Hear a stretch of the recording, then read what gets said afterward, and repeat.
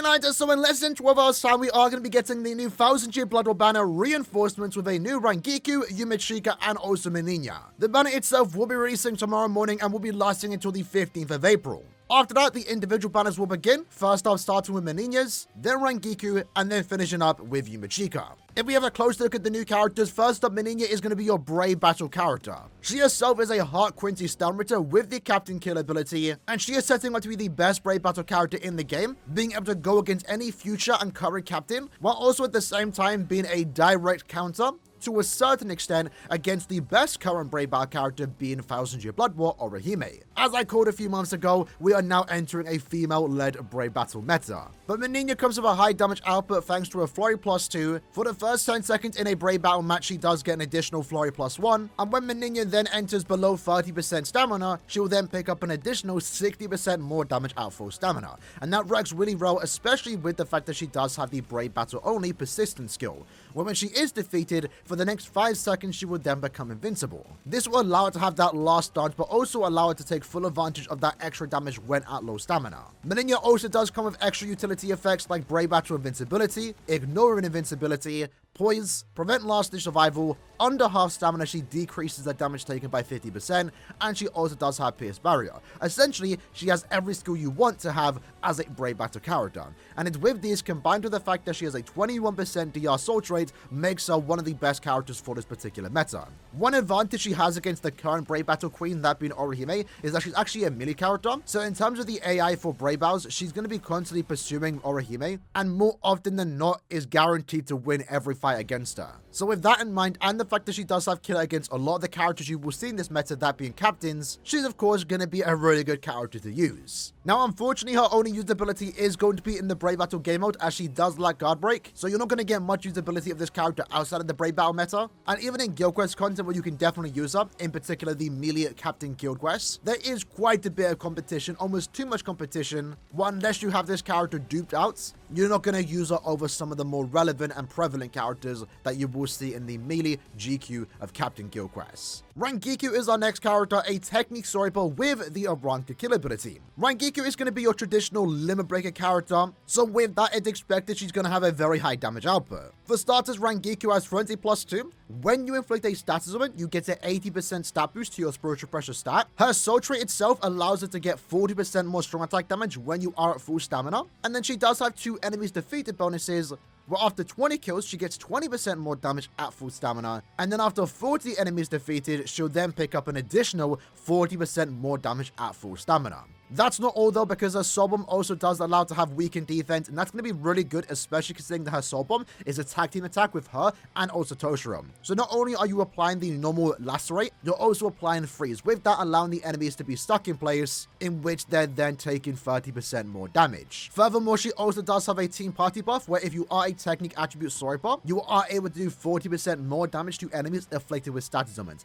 and that's going to be really good for herself, but also in any team game modes. The upcoming Limerick quest allows her to be used with someone like Ichibe, in which he would then be doing 40% more damage. And then for guild quest content, more particularly the ranged Aaroniero guild quest, one of your best team boosters is someone like 1000-year Blood War Aizen, a technique sniper. So he's actually able to get a buff, a 40% damage increase, just by being paired with someone like Rangiku, and that allows him to have some really good synergy.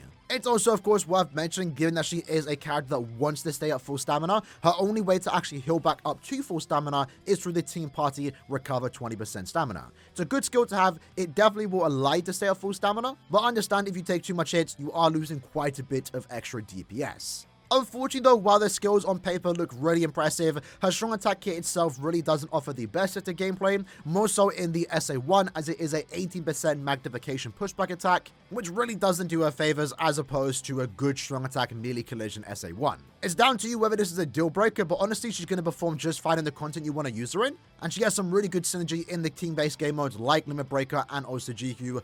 Overall, she's setting up to be a great addition to the technique attribute. Not the best character in the attribute, but a much needed added support for the range Aaroniero guild quests and also the technique attribute, as we do lack good technique Aaroniero killers. And then last up, the third character, Yumichika. Yumichika is a Mind Sworber with the Squad Zero kill ability, and he's all around being used in the Squad Zero guild quest. More particular though, the melee Squad Zero guild quests. And the reasons for that is because of the way this character was designed. First up, if we have a look at his damage output, the character itself does have Frenzy +2, which actually gets increased to Frenzy +3 when using him in guild quests. When you inflict a stat ailment, and keep in mind he can inflict drain, and he has an increased chance to inflict stat ailments against any heart enemy, you will then get a 120% stat boost to your spiritual pressure stat. And with that, he also does have 2 extra damage buffs, melee damage +10, which gets further increased to 30% in guild quest content, and then an extra 30% clear effect, which once more gets increased to 50% in guild quests. So he does have quite a few skills here that are more so guild quest focused,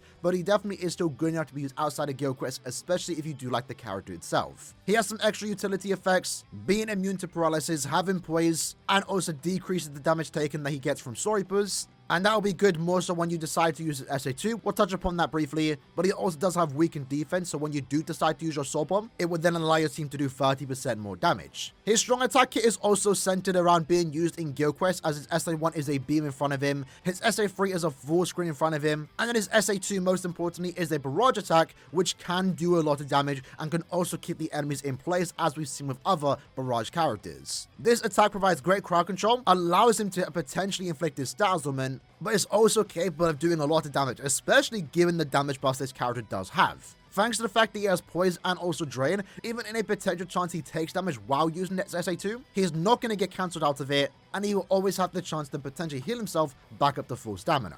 As a guild quest character, strictly that's where you want to use him. He's almost perfect, like he has no downside about him. He has a high damage output, he's able to stay at full stamina, his Soul Bomb will allow your teammates to do a lot of damage, and he's going to have some good crowd control thanks to that SA2. The melee Squad Zero guild quest has been needing a character like this, as your only 2 other good leads are Untold Stories Toshiro, which doesn't really have the best crowd control and is very RNG reliant on inflicting stat ailments. And then also Soifon, who doesn't really have the greatest set of strong attacks, but also isn't really widely available since most people did skip her. So if you are someone that wants to have an easy time in the Squad Zero guild quest, this Yumichika is going to be a great character to use for that particular guild quest phase. As always though, remember these are the other featured 5-star characters that you will be pulling alongside these potential 3 new ones. 1000 Year Blood War Chad, 1000 Year Blood War Ichigo, Ryuken, Ishin, Yachiru, and also Shunsui. None of these characters excel in content in particular, the best character here of course being Shad. While Shad isn't the greatest Brave Battle character, he definitely can be a serviceable 3rd slot in your Brave Battle team, but most importantly, if you invest into the character enough, more so if you max Transcend him and go with a full defense build, he does serve as a decent counter to someone like 1000 Year Blood War Orihime, but that does take quite the investment. As for the other characters, they don't really offer much, but Yachiru and also Shunsui are resurrectable. They can offer good soul traits and additional orbs if you do pull them for the first time. The banner step up itself is a Zenith step up summon, so step 1, 6, 11, 16, and 21 are discounted at 150 orbs, while step 2, 7, 12, 17, and 22 are discounted at 200 orbs. Every 5th step guarantees you a 1000 Year Blood War character, and then of course step 25 comes with a chooser ticket where you get to pick any of the 3 new characters, Meninas, Rangiku, or Yumichika. Overall, in terms of new characters, it's a very solid banner. Every character knows exactly what they want to be. Meninas is your best Brave Battle character. Rangiku is your Limit Breaker character of the month, while also at the same time being a much needed additional character to use in the Range or Ranka guild quests. And then Yumichika is a character that more so wants to be used in the Squad Zero melee guild quests. If you see the appeal of these characters and you want them, let's say you're big fans, it's definitely worth doing a few steps. I myself will be doing 10 steps as I do want to get any of the 3, but I definitely don't think this is a banner where you should go down to 0 unless these are your favorite characters. From the looks of it, we are going to be getting 1000 Year Blood Wars End months more often than not, and since we are getting a lot of Season 2 banners now, of course I don't need to keep specifying what characters will be coming eventually. We all know what characters are eventually due in this game, especially this year, and if you are interested in those characters, well, it might be best now to start saving orbs, because realistically, we don't know what next 1000 Year Blood War banner will be coming to this game, because this banner has kind of shaken up things as we are no longer going in chronological order. So yeah, overall, it's a pretty good banner. I don't think it's going to be everyone's cup of tea. I don't think everyone needs a summon on this banner. And again, it's down to you to see the value if you need what you need, or more so if you want the characters. You can definitely afford to skip it, but you can definitely potentially afford to summon on it if you haven't already pulled on quite a few banners. In my case, again, I haven't really pulled on any banner this year, and right now I'm sitting at close to 7,000 orbs, so I can easily do 10 steps on this banner, and then still have enough orbs to potentially go to Pity next end of month banner in case it is a banner I want to go to step 25. Either way, if you are summoning on tomorrow's banner, good luck. Hopefully you get what you want. And I'll see you guys next time. Take care and peace.